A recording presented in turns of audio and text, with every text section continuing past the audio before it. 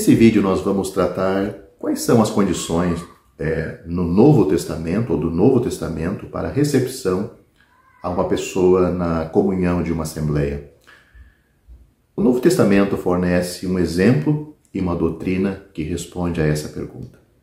Em Atos capítulo 9, versículos 26 a 27, Saulo veio à assembleia em Jerusalém. Vamos ler estes versículos para que você tenha a ideia do contexto.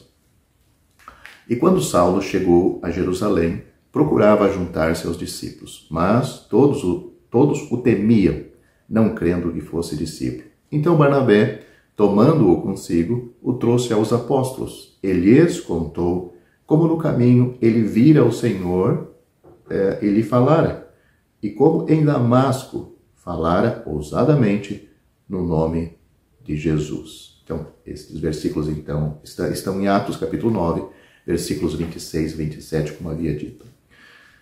3 fatos confirmados por Barnabé permitiram que a assembleia recebesse Saulo. Nós vemos que ele falou da sua salvação. Ele destaca neste assunto, a salvação de Saulo. Barnabé destaca como tinha visto o Senhor. Também Barnabé destaca suas crenças ou doutrinas. Ele havia falado com ele. Também vemos sua vida ou testemunho destacado aí nesses versículos. Ele havia pregado com ousadia. Paulo havia pregado, ou Saulo na época. Alguns podem objetar que isso era necessário porque Saulo era um perseguidor. Em todo o Novo Testamento, doutrinas, comportamento errado e incrédulos se infiltraram. Eles representavam mais perigo para a Assembleia do que a perseguição, dos que faziam perseguição. Os anciãos de uma Assembleia têm a responsabilidade de preservar os crentes daquela Assembleia de comportamentos ou ensinos que possam pôr em perigo seu progresso na vida cristã. A doutrina do Novo Testamento implica que, uma vez que uma Assembleia é uma comunhão, qualquer pessoa cujo comportamento ou ensino negue as verdades bíblicas mantidas pela Assembleia não poderia fazer parte da Assembleia ou participar de seus privilégios.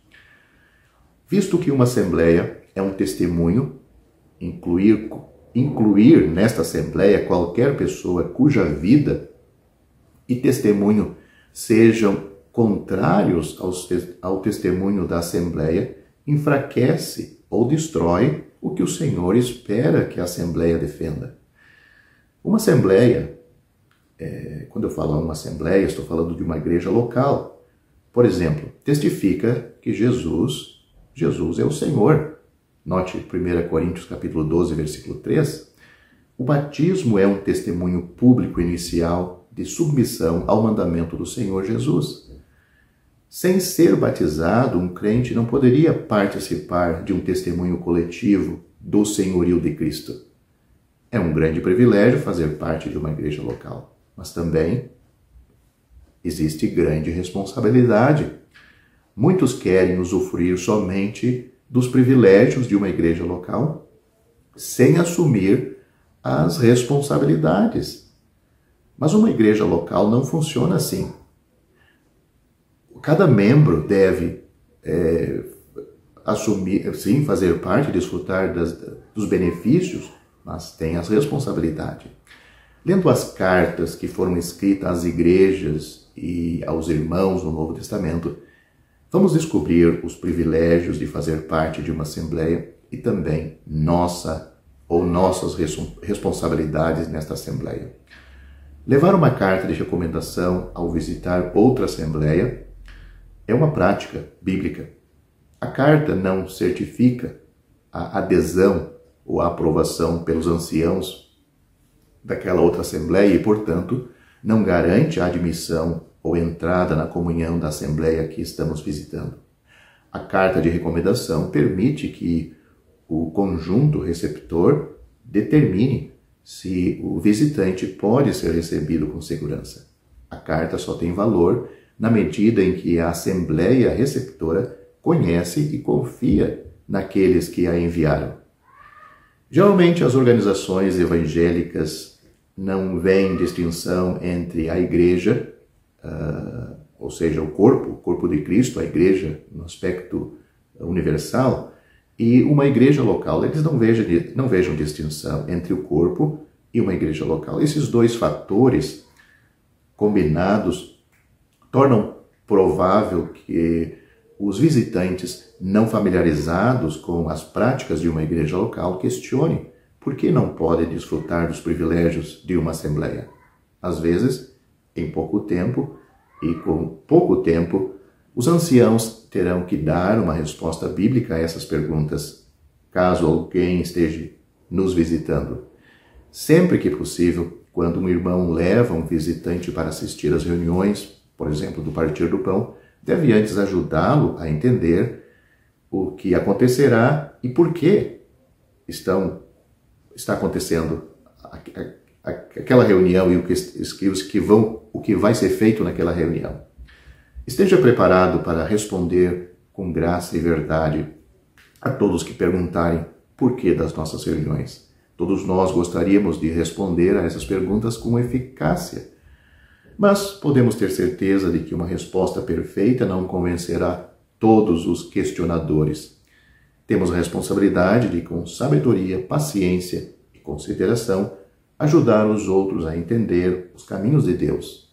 A ajuda está disponível por meio da oração e da dependência do Espírito de Deus. Às vezes, de primeiro momento, as pessoas não vão entender, principalmente pessoas que estão contaminadas com o método e doutrina e prática da cristandade, do mundo religioso à nossa volta, que se desviou muito do caminho, do método, do modelo da verdade, da sã doutrina.